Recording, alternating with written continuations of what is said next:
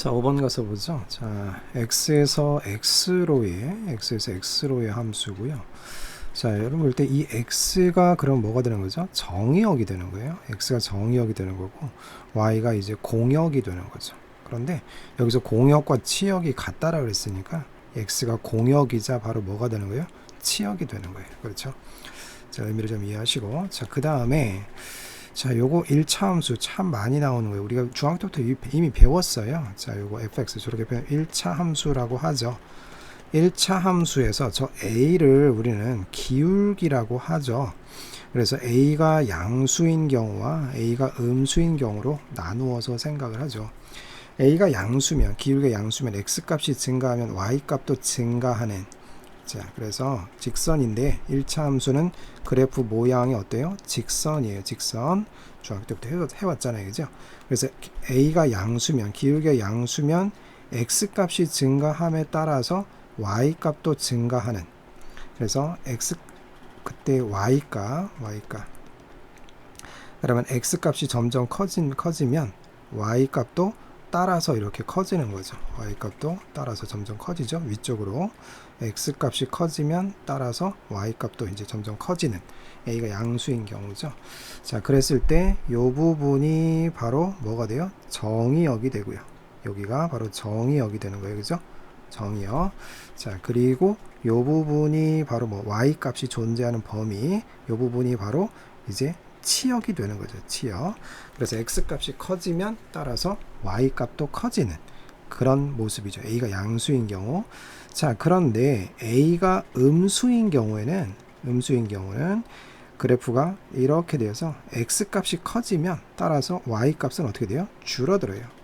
x값이, 자, 이렇게 x값이 커지면 y값이 점점 어떻게 돼요?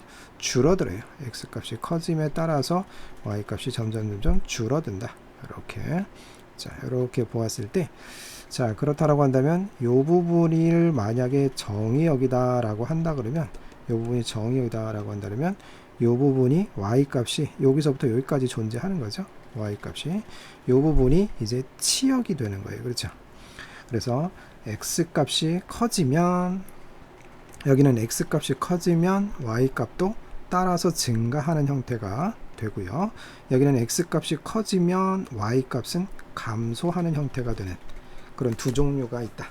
a값이 양수냐 음수냐에 따라서, 기울기가 양수냐 음수냐에 따라서 두 종류가 있을 수 있다 라는 걸 얘기했어요. 자, 그러면 이제 문제로 돌아와서, 자, 지금 x에서 x로의 함수이기 때문에 x가 바로 정의역이 되고, 정의역이 마이너스 1에서부터 어디까지? 3까지.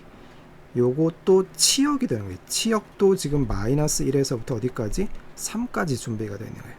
그러면 x값이 커질 때 y값이 커지는, 그러면 이런 모습이에요. 그래서 마이너스 1에 대응하는 것이 마이너스 1이 되어야 되고요. 3에 대응하는 것이 3이 되어야 된다 이거죠. 그렇죠? 무슨 말 이해하시겠어요? 그래서 일단 표현은 좀 이상하지만 여기가 마이너스 1일 때 마이너스 1이 되고, 그렇죠? 여기가, 자, 그래프는 좀 이해하시면서 보세요. 여기가 3일 때 3이 되어줘야 된다라는 그런 얘기예요. 그렇죠? 자, 그래서 여러분들 이해를 돕기 위해서 그린 그래프니까 수치는 좀 맞지 않아도 좀 보아주시길 바랍니다. 자, 그러면은 결국은 지금 이 함수식이 fx가 지금 현재 뭔데요? ax 플러스 b인데 마이너스 1에 대응하는 것이 마이너스 1이 돼야 되겠죠. 그러면 마이너스 1은 마이너스 a 플러스 b가 되겠죠. 그 다음에 3에 대응하는 것이 3이 되어야 되겠죠. 그래서 3은 x에다 3을 대입했죠. 3a 플러스 b. 그래서 이것을 연립을 해서 우리가 원하는 이제 a, b를 구하게 된다라는 그런 얘기예요. 자, 요거를 빼주면 되겠네요. 이렇게 빼주면 여기가 마이너스 4가 되고요. 여기는 마이너스 4이 되고 b가 사라지겠죠. 따라서 a 값은 얼마가 돼요? a 값은 1이 되고, 자, a에다가 1을 대입을 해버리면, 여기다 대입을 하면 b는 뭐가 나오나요? b는 0이 돼야 되겠네요. 그죠? 그래서 a 값, b 값 이렇게 구했어요. 그죠? 근데 a, b를 곱하면 0은 아니라 했으니까 결국 얘는 아니라는 얘기네요. 그렇죠? 자, 그런 다음에 이 두 번째 경우도 가능한데요. 자, 두 번째 경우라 하면 x 값이 커짐에 따라서 y 값이 줄어들어야 되기 때문에 여기가 마이너스 1, x 값이 커질 때 y 값이 줄어들어요. 그래서 마이너스 1일 때 여기가 지금 3이라 그러면 여기가 뭐가 돼요? 3이 되어야 되고 여기가 반대로 뭐가 돼야 돼? 마이너스 1이 돼야 돼. 그래서 마이너스 1에 대응하는 것이 감소해야 돼요. x값이 커질 때 y값이 감소해야 돼요. 3이 되고 여기가 뭐가 되고 마이너스 1이 되고. 자, 그래야 y값이 감소하지 않습니까? x값이 증가할 때 y값은 감소하는 모습이다. y값이 감소하는 모습. 자, 그래서 결국 마이너스 1에 대응하는 것이 3이 되어야 돼요. 따라서 fx는 ax 플러스 b 대입을 해보면 y에다 3을 대입하고 x에다 마이너스 1, 그럼 마이너스 a 플러스 b가 되겠죠. x가 3일 때 y가 마이너스 1에 대응을 해요. 마이너스 1이면 그럼 3a 플러스 b가 되겠죠. 또다시 빼주면 b 사라지라고요. 여기는 4가 되고 여기는 마이너스 4a가 되겠죠. b는 사라지고 따라서 a 값은 마이너스 1이 돼요. a 값이 마이너스 1이 돼요.